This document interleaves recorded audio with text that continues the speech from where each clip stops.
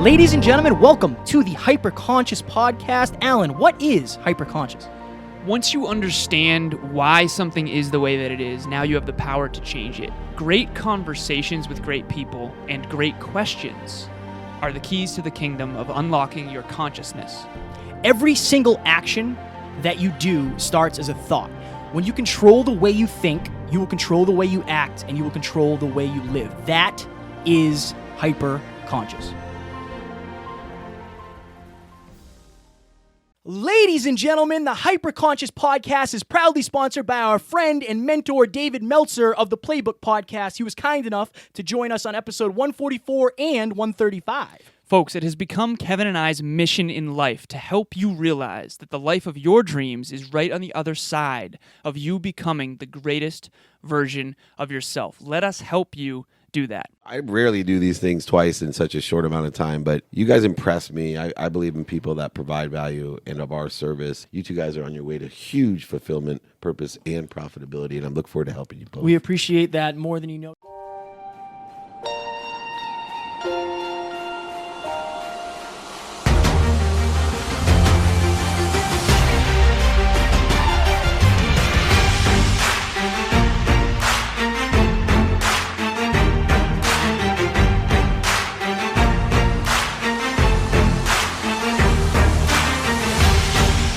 Ladies and gentlemen, welcome back to another very special, as always, episode of the Hyperconscious Podcast. We hope you enjoyed our latest episode when Alan and I sat down and did a small talks rep all about dealing with pain, going through pain, living with pain. Oh, yeah. Today, for episode number 221, we are going to do a Scratching the Surface episode on selfish versus selfless. So before we jump into this episode, I want you to go to the hyperconsciouspodcast.com, click on join, hashtag hyperconscious nation, and that way you're going to be entered into our private Facebook group with other hyperconscious individuals that are all going to support you in chasing your goals and dreams. Also, if Alan or myself says something that motivates, inspires, or breaks something loose in your consciousness, please feel free to screenshot this and share it on your Instagram story, tag Alan and myself, and we will share it back. And also, we have had a lot of people reaching out and prospecting for speeches for us on our behalf. So if you are somewhere where you think we could add massive value, whether it's a school or a business event, whatever it is, we would love to come see you guys in person. If any organizations you think would benefit from being more hyper-conscious and more strategic, we are your people. All right, so how and why are we doing this? So, Amelia, shout out to you. She had a topic suggestion that I'm going to read, and then we're going to go into this topic. Exactly. All right, so, and I quote, "The balance of selfishness and how much is needed to be truly your best and most successful self."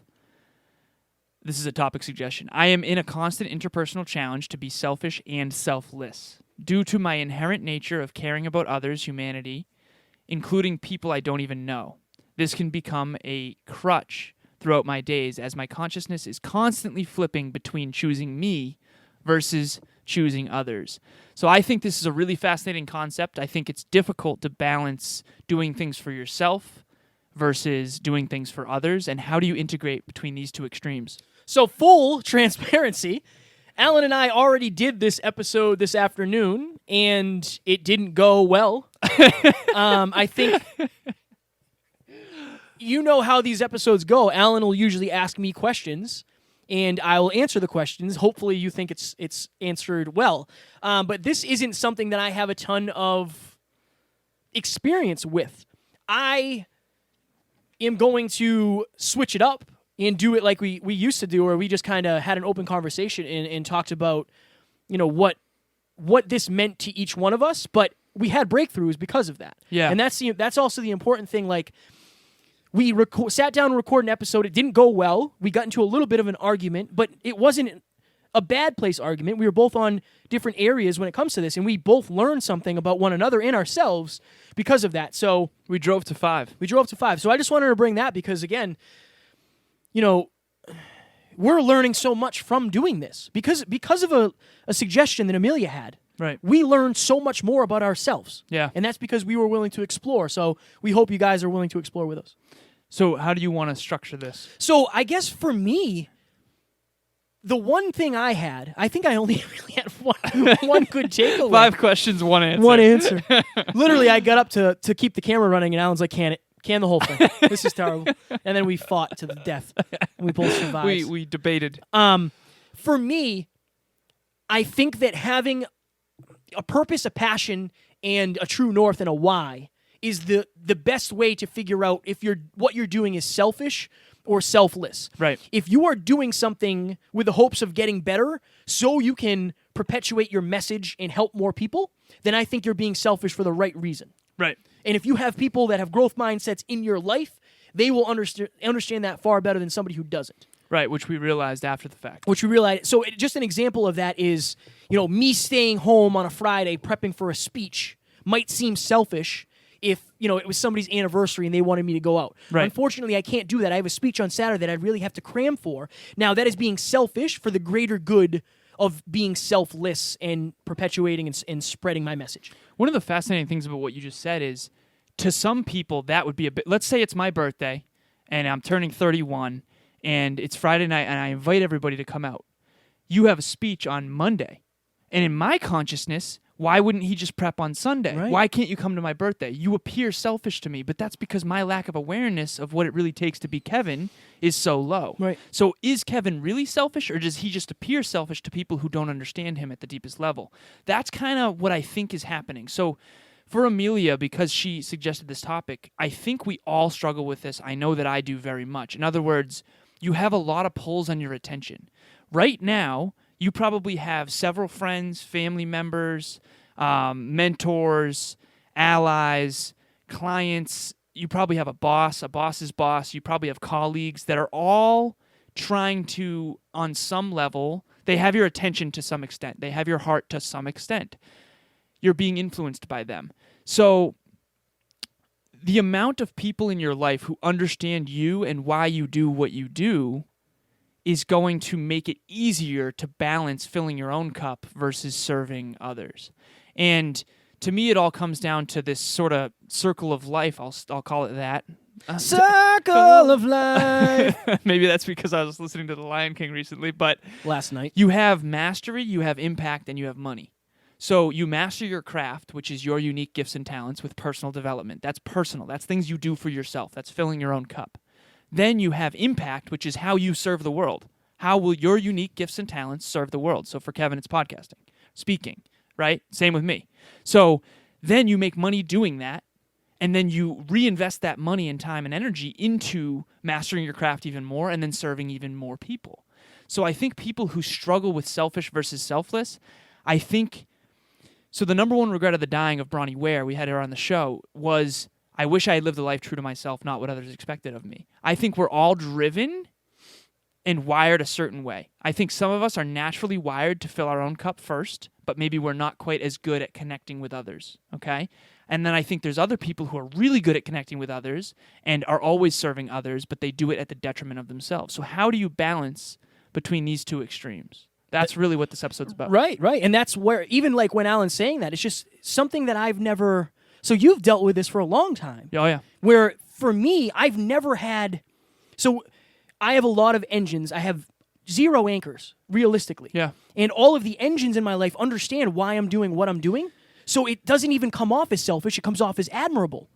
That I'm grinding so hard that I'm missing everything respected. else. Interesting. So that's why when Alan's like, let's do this episode, I was like, yeah, I can add so much value on that. But once I started talking, I was like, that's not how most people are wired. And most people aren't. Right. They don't have people in their lives who understand why they're actually doing what they're doing. Right. So if you have ambition that's beyond what most of your associations have, it's going to appear to them that you're being more selfish than you really are, especially when your deepest why is actually to be more selfless. So the plane's going down, you got to put the oxygen mask on yourself first, otherwise you can't help anyone else. The problem is that's an obvious analogy to everybody. I know. What about when you're foam rolling at 4:30 a.m.? Well, the problem with that no one is sees that. it's not selfish, really, putting Right. the mask on first, because it takes 2 seconds. Right. You know what I mean? So it's like, yeah, kind of. Yeah. But what that is, so let's do this.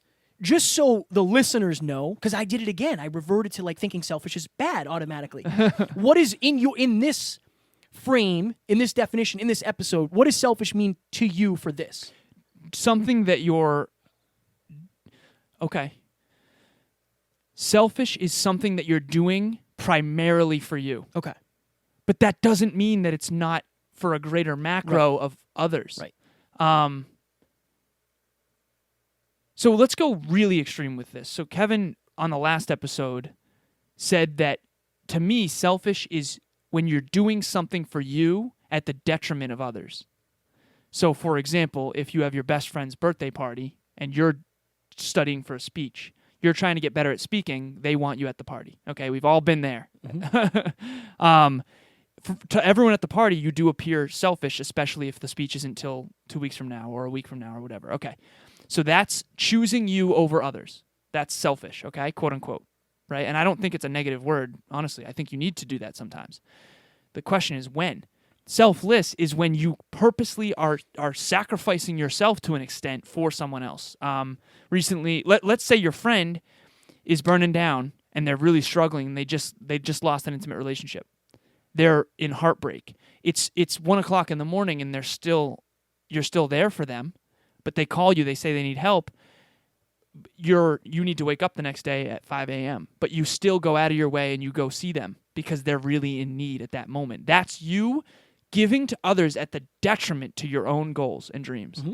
The question to me, I believe, is like, how do we make sure that what we're doing on a day-to-day basis is balanced in terms of making sure you're not doing too much for others at the detriment of yourself, but you're also not doing only stuff for yourself? Well, I think so. When I hear that specific scenario, 3 a.m., I think the problem happens if you don't do the thing you're supposed to do the next day, because then that person feels like, yes, I was counting on you.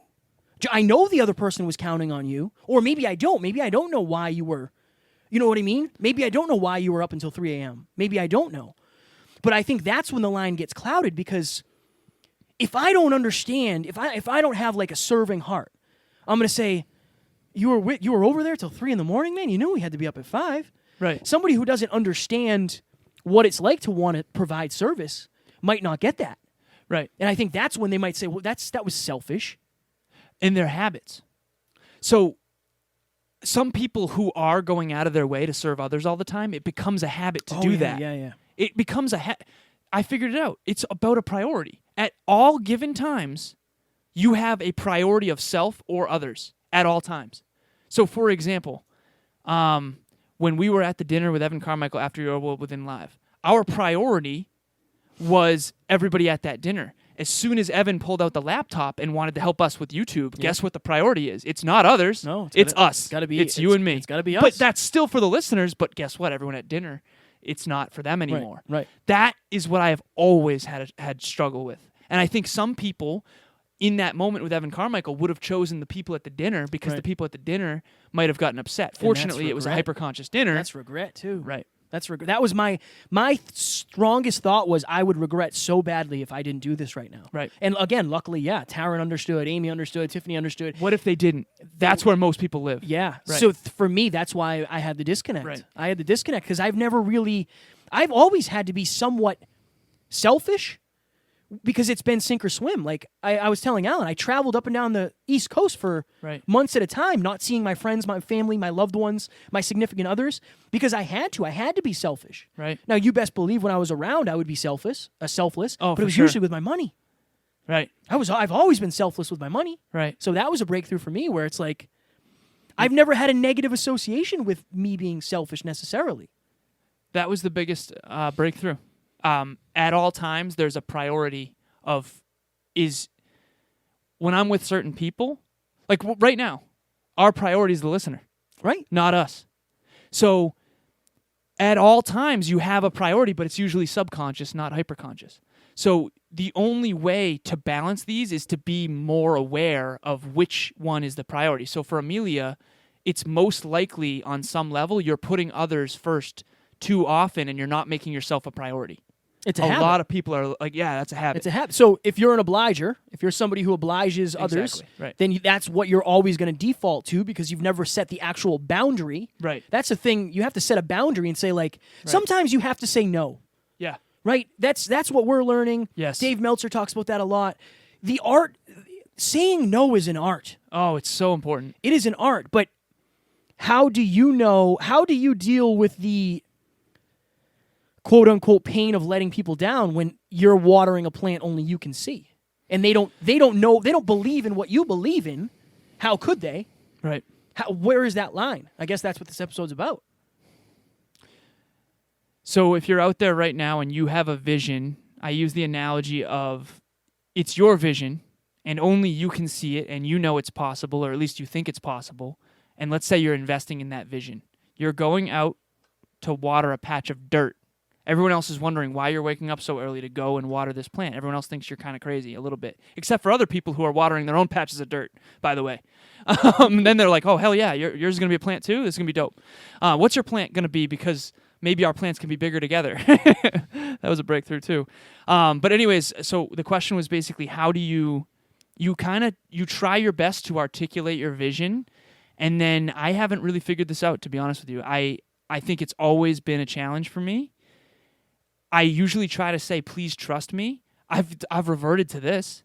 I've always accomplished everything I've ever said I was going to eventually. It just takes me longer than I thought it would. Right. And it never works. People don't hear that for whatever reason. This is one of those things where I don't know that there is this is for me what has worked for me, and I know I'm an extreme kind of case of this. Right. But when you find something that is so great that you love doing and it's your purpose, your passion, I have to change your lives if you're watching or listening to this. That's why I'm here.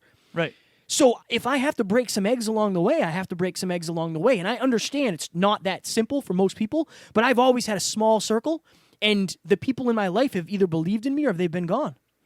Right. And that doesn't mean you have to do that, because that's painful too. Well, your priority is the podcast. It has to be. But I think that in Florida during Your World Within Live, you had a lot of priorities. I You did. had the Your World Within Live team. You had several clients. You had me, business partner. You had Taryn. I think that's how most people feel all the time. Yeah, and I can empathize with that, because that was one of the hardest weekends of my life. Now, Right. I didn't revert to what I thought I would. I thought I would revert to, like, it was the night after the event, and you were like, "Hey, come back and come to the beach." Yeah. And I was like, "No, man, I need R&R. I'm exhausted. Like, Right. this weekend has been so hard." That was hard to do, though. no. That wasn't hard to. No. It wasn't hard to say. I no, just I knew have to- I thought I pissed everybody off. That's what I'm saying. No, Imagine because if you felt either like way that I a was lot. doing it. I just think I could have done better. Okay. Now, if I was doing that a lot, I probably would feel differently. That's how most people, I think, feel. I don't have that Maybe association. that's how I feel. Right. I feel like I'm almost always disappointing people. Now, okay, but what in this case if Amelia feels like she's disappointing herself? Right. Exactly. Yeah. So it's either one or the other. Honestly, yeah. You have to choose. I would argue that disappointing yourself is worse than disappointing others. So choose. You cannot be a martyr. You have to fill your own cup if you want to serve the world at your greatest level of contribution. That's why I love the book Essentialism. It talks about how you have to focus on your essentials. I think what Kevin's really good at, that we realized tonight to an even greater extent, is essentialism. He has very simple everything. Yes. I'm a simple man. I say that all the It's time. super simple. He eats the same stuff. Yeah, there aren't a lot of He has options. very few close associations. It's very simple, wonderful life. And for those of you out there who have a lot of pulls on your attention and your heart, it can be more difficult to choose you. And I guess the only real answer here is figure out which end you're on and drive to 5 with it. Because if you're too selfish and you're all about you all the time, you probably don't have strong connections and allies, and you probably suck at collaboration. You're always just filling your own cup. It's all about you, really? That's not good. That's a lonely life eventually, right? That's going to compound to a lonely, successful life. Unsuccessful, maybe successful financially, but it'll be lonely, okay? Now, if you're on the other end and you're always putting everyone else first, you're probably not getting your shit done. Let's say you want to write a book, and this book is near and dear to your heart, but you wake up with 50 text messages a day that take your attention all day, and you're always choosing them. You're always pouring into others. You're gonna eventually regret not staying true to writing your book. So 0 to 10, on the 0 end, maybe you're fully selfish, and that's too extreme, and you need to really pour into others and create a greater why. Maybe on the 10 end, you're too selfless, and you're constantly giving to everybody else, but you're never really giving to yourself. I think it's the constant balance between these two extremes. Where do you think I think that was the difference for me? Is I think most people are too selfless. I do too. Okay. Yeah. So I do too. So what is the prescription? Right. If you are too selfless, because if you're Personal development, okay, putting yourself first, solitude. okay, Yeah. but how? Because that's going to be very painful. Because then you're going to get this. It's funny because if you're on one end too heavy, you're going to probably jump too far to the other end, and you're going to get that result. So you're going to go from selfless to people being like, "Why aren't you around anymore? You've always been." I know. Interesting. That's why the growing pains are so profound when you were too extreme. I used to be, okay, I'll be open and vulnerable here. I used to party all the time. We used to host parties. I used to go to parties. And because I hosted so many parties, everyone else wanted to invite me to their parties. College friends. I had huge groups of friends. I still do. They're all wonderful, but I don't party anymore in terms of drinking, okay? For a long time, that was when I started transitioning. I remember I wrote an article about changing my identity. You read it, actually. It's interesting now, looking back. This is 3 years ago. It was changing my identity from alcoholic to bodybuilder. And everyone's like, "Oh, you're a bodybuilder now? Like, now you're a bodybuilder?" Like, I'm not even kidding. It was bad. It was like, who the hell are you type of thing. And now it's normal. Everyone knows I'm a bodybuilder now, you know? Yeah, right. But back then, that was really hard to transition out of that party life. It's the polar opposite into the fitness life. And the growing pains associated with all of a sudden I didn't go to anything. I went to everything before. Every party, every get-together, every gathering. I was involved in everybody's life. It was the opposite of essentialism, really. And then when I transitioned to really stepping into my own personal development, it was really, really, really hard. Introvert, extrovert. Is that a thing? I was so extroverted that I never spent time on filling... No, I don't think so. Because there's a lot of introverts that are selfless because they're obligers. That's true. Yeah. That's the thing for me. It's like if you're an obliger and you have a dream, you have to link up somewhere, and it doesn't have to be as hardcore as this. You won't accomplish your dreams if you don't get over the fact that you're not always going to be able to just fill up other people. Right. You got to go into the dark and do your own stuff. Right. And okay, cool. But you can't just do that. You have to serve others. Right. But to win. Just know, okay, so maybe it's 50-50. Yeah, I think it is. Right? I think it's Drive to 5. So really know do. that the 50% that you're grinding in the dark and you're learning and you're doing personal development and you're locking in your habits, that 50% will then give you 10% more when you are selfless. Right. And rinse and repeat. Right. That other 50% will be bigger because you worked on the other one. Right. And if you balance them accurately, think about it this way. If you invest in yourself and your own personal development and really fill your own cup, that's going to grow your cup. And then you're going to pour that cup out into the world. Jim Rohn talks about how the more you pour your cup out, the bigger your cup gets too. So that's the balance. If you're figure out which end you're on, just like the Drive to 5 with confidence and humility, or arrogance and humility. The Drive to 5?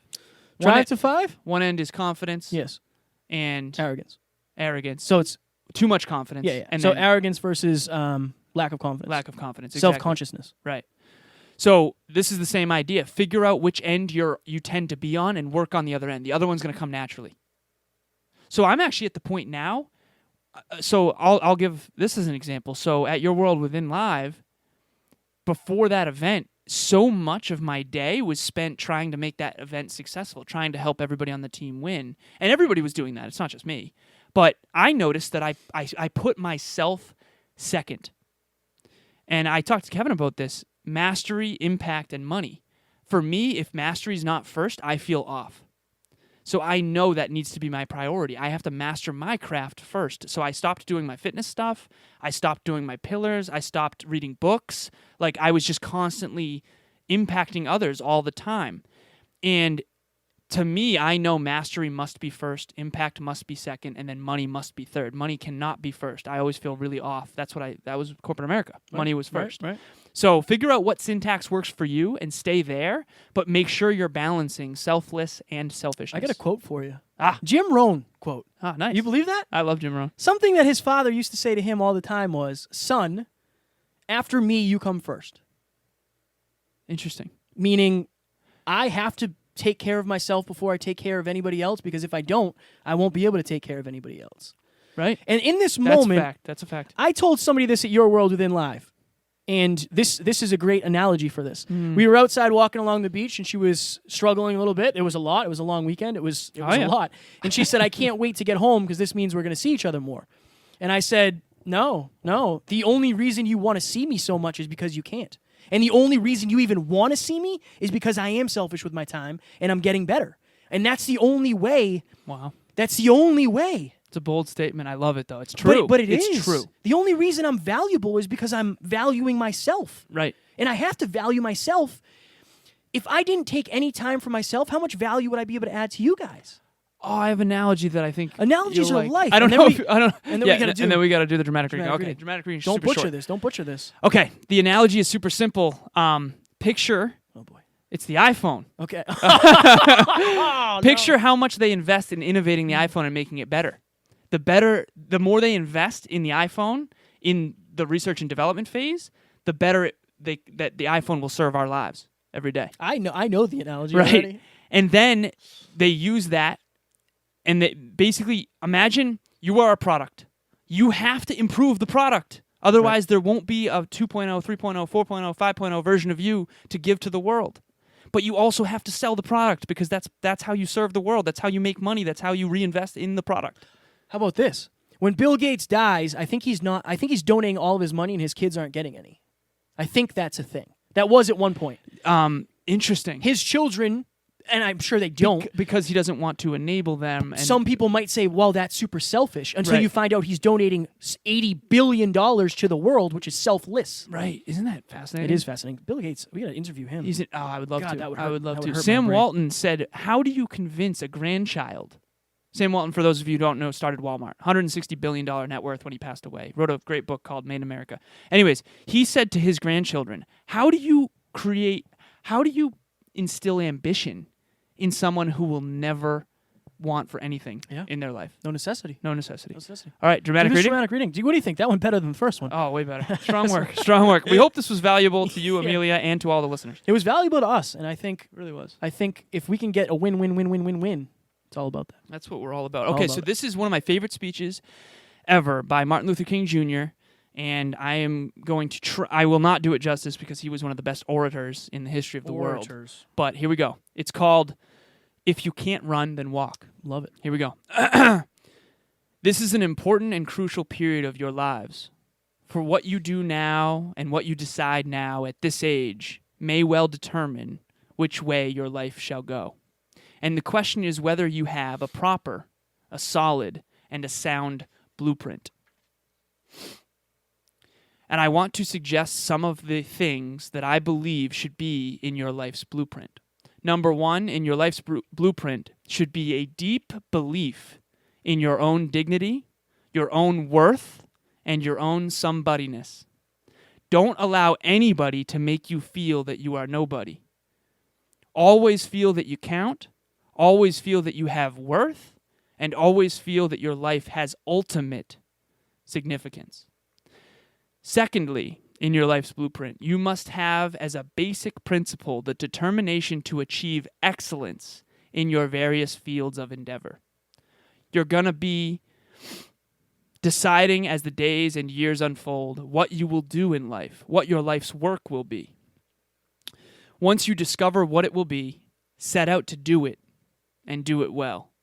Well, life for none of us has been a crystal stair, but we must keep moving. We must keep going. If you can't fly, run. If you can't run, walk. If you can't walk, crawl. But by all means, keep moving forward. Be a bush if you can't be a tree. If you can't be a highway, just be a road. If you can't be the sun, be a star. For it isn't by size that you win or you fail. Be the best of whatever you are. Powerful. Powerful. So throughout that whole dramatic reading, I kept thinking, why is this relevant? The blueprint part. If you have a proper blueprint for you of filling your own cup in the ways that actually fill you up in terms of your own personal development, your own unique gifts and talents, and then you use that to serve the world in an effort to fill your own cup even more, If you balance these two things, you will be crushing it in your own unique way. I think the problem becomes if you're selfless not by choice. That's what an obliger is. It's somebody who has to people please.